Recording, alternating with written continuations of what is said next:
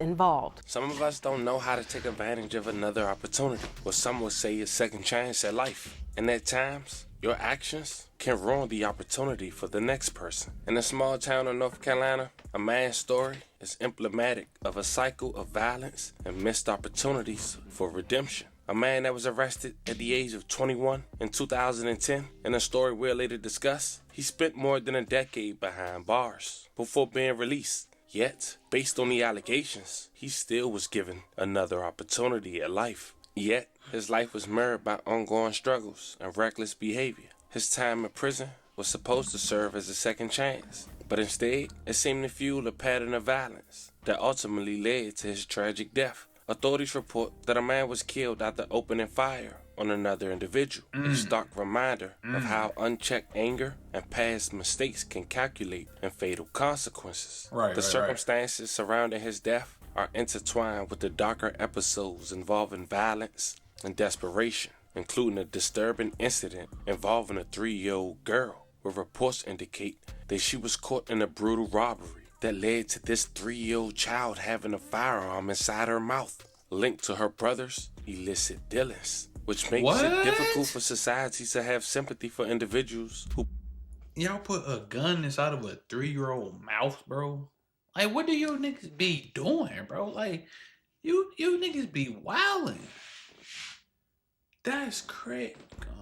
perpetrate cycles of violence. That's crazy, especially when innocent lives are in danger. And let's be real, fam. These tragedies highlight the challenges in addressing crime and providing second chances to those who might not fully grasp the gravity of their actions. Adding to the tension is a recent incident captured on camera, where the man we'll later discuss was killed early morning, what authorities describe as self-defense. Given the suspect's prior criminal history and the nature of this incident, it questions about justice. But nonetheless, we go over this story. We talk about the details. Of course, we pay our respects to those who lost their life, and we see where we stand today. But before we go over this one, I want you guys to remember, I don't give you no angle. I just give you the story. So with that being said, make sure you like, comment, and subscribe. We're going to jump right to it. Fam, meet Dante Van Cliff, 36 years old. He made headlines in 2010 at just the age of 21 with him and his crew. He was charged in a Rayford home invasion. It was Friday, March 7, 2010. Rayford police said 4 men, 2 women were charged in a home invasion, which one of the men put a gun in a 3-year-old's mouth. Police say 2 men wearing red knit hats, red bandanas covering their faces, and white t-shirts forced their way inside the home of David and Billy Sue Fry in the 400 block of North Wright Avenue.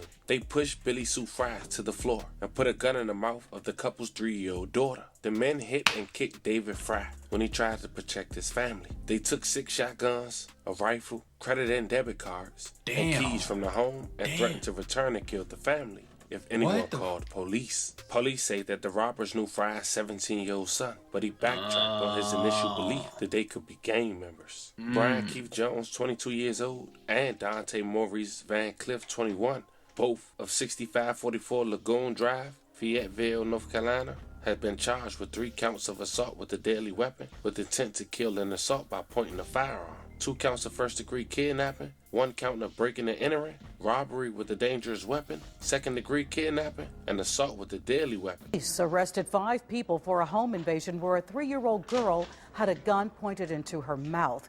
Now, this happened March 7th in Rayford. As Brian Mims reports, the arrest brings some comfort but not closure. It's almost been 2 weeks since he the victim? People in my home. David Fry has an image in his head that's as vivid as his blue eyes. If only he could shut those eyes, make it go away. No. Every time I close my eyes, I see it. He sees his 3-year-old daughter. She's at home, her little Tykes playset and pink bike in the yard. She has a pistol barrel in her mouth. That's crazy, She's dangling from a man's hand. She's crying. And every time I see the 2 that enter the house, I flash back. Rayford police say these are the 2 men who broke into his house, 22-year-old Brian Keith Jones and 21-year-old Dante Maurice Van Cleef. 2 other men and a woman were arrested as accomplices. Fry says the men beat him unconscious, stole 6 shotguns, a rifle, credit cards. The house sits along Wright Avenue, as peaceful. My thing is, how did they know, like, to go for the shotguns, the guns, the shotguns and the rifles? How did they know to go for that? I know they mentioned, like, the son had something, like, done with it, but like, what did the son do? So, neighborhood street as you'll find anywhere. It was a Sunday afternoon. The sun was shining when this family's nightmare arrived at the front door. If something creaks, crawls, or whatever, my wife's up out of the bed. The family returned to the home this week for his little girl. At night when she's at the house, it seems to be the worst. She has a bunch of play guns, laser guns that we bought her for Christmas, and she picks them up and tells us that she's going to protect Mom and Daddy. Of course, he's relieved by the arrest. Police say the crime was retaliation against Fry's 17-year-old son. What's your son do? Has hung with some pretty bad people. They say the sheer brazenness of the crime is telling. I would say that when you put drugs and greed and violence together, don't mix. It knows no boundaries, it knows no ages, and it knows no sex. And in this father's head, it's an image that knows no end. Brian Mims, WRAL News, Rayford. Police are still looking for these three who are described as accomplices: Ymir Busby, Marlena Spruill, and Lance Van Cleef. The five in custody face robbery, kidnapping, and assault charges. Each is in jail on a $1 million. Fast forward to 2025, 15 years later, Dante Van Cleef, 36 years old, and he'd been home for only 2 years from their latest incident. But on Sunday, May 4th, 2025, at around 10:22 a.m., officers with the Fayetteville Police Department responded to reports of a shooting in the 600 block of Barton's Landing Place, a gated condominium community off Cliffdale Road.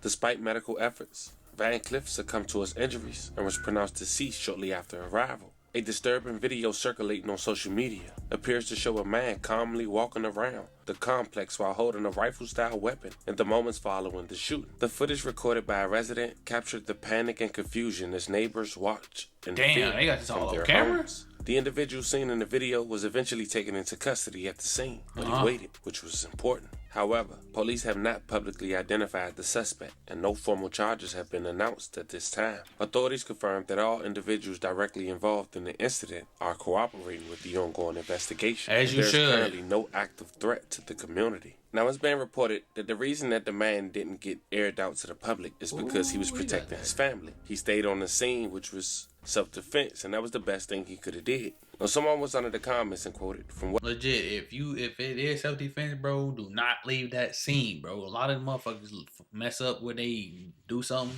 they'll leave the scene. That make you guilty, bro. Like, if you stay there and wait for the police to get there, you're more likely to get off on self-defense. Even if it technically was self-defense, do not leave that scene, bro. Dude did the right thing. What I heard, dude had allegedly shot at him first. Okay. So Buddy spun the block and fired back and ended up taking his life. That's the only reason he waited for the police due to self-defense. Right. But the only thing I feel self-defense got to be within the actual moment. Yep. Somebody fire at you. So ain't no telling how this going to go in court unless he got a good lawyer. Someone also mentioned in Sarah's video, he explained they shot at his car and tried to ambush him. Second dude he did what he had to do. But the most in-depth comment was this one. Someone quoted, "No, they live in a complex. There was an issue while they were driving. Comments were shared at one another, and people took it personal and followed them home just to sneak up on them and continue to fight. And it resulted in the other person letting off shots fly towards the car where his girlfriend and him were. Not only did they have a son that's under 1 year old in the apartment, but his girlfriend is pregnant. So he did what he did to protect his family. Hey. People try to hurt you over the smallest comments because they can't take criticism and take it as disrespect. Me and my family have been through something like this as well. In the cookout drive-thru, just for telling the dude to turn his car off because it was loud while we were trying to order. Keep in mind he wasn't moving, so I don't know why it was an issue. Nobody inside could hear anyone order. He took it personal and cut us off when we tried to leave. Told my brothers to get out the car and was punching him and ended up pulling a gun out. This type of stuff happens every day. Nobody is safe. It's crazy. Nobody's safe, bro. And he had to go through the same thing, but worse. This is sad. Police, they tell me they are still investigating this incident. I spoke with a man who recorded this now viral video. He tells me he couldn't believe what he saw, and he also says he believes with what he recorded, it was an act of self-defense. Damn, he this got it all. cell phone video showing the moments Ooh, immediately following Drake a in his deadly hand, shooting in too. Fayetteville. Fayetteville police say they responded to the Barton's Landing condominiums to find 36-year-old Dante Van Cleef shot to death. It's an AR. The apparent gunman could be seen wielding a firearm while walking around the parking lot and waiting for police to arrive. Shots were fired all over the place. This man who shot this now viral video did not want to show his face, but tells me he and his girlfriend called police after they heard the shots and says the shooter was ambushed by Van Cleef and another man. From when I just came out, and peeped over, the gentleman was already dead on the ground. Damn. And the other guy kept yelling like, "There's another one." He ran off. Without knowing This who else nigga was ran off and possibly left his still running homie, around bro. the neighborhood with a weapon, our eyewitness says he tried to stay out of harm's way, but wanted to document what was happening about 50 yards away. Move, Sarah. It was crazy. That's a weapon of mass Damn, he got destruction. that Drake I in was his scared hand. Ooh, just seeing it, and that's why I told my girlfriend to get back, because you never know what's going on through his head, and I'm sure that thing was loaded up. If anybody seeing him or something like that while it was going on, it'd be like he might shoot at us too. So we didn't know what was going on.